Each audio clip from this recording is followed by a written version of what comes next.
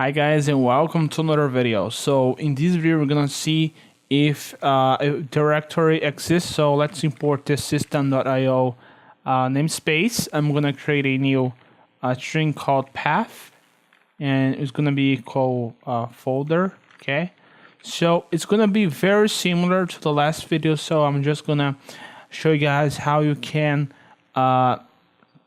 make this or use this in a practical way. So what we should do is basically call it the if function, and we're gonna call directory dot access path. So we have this function, so we have an if, and if the directory does it, I'm gonna print the path exists. So let's run this and let's see what is the output.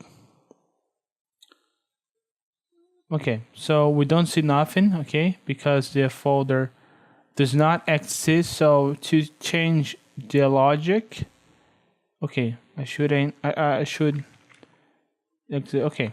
So to see the output, the another output, I should do an else right here, and I'm gonna print.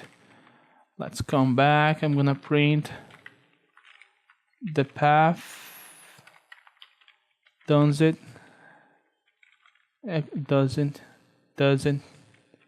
exist. So let's see right now. So I'm gonna see that I forgot to put a path. I should have put a path. So let's run again. So you guys can see the path doesn't exist. So if you have a function that you need to see if there is a path, you should use this function.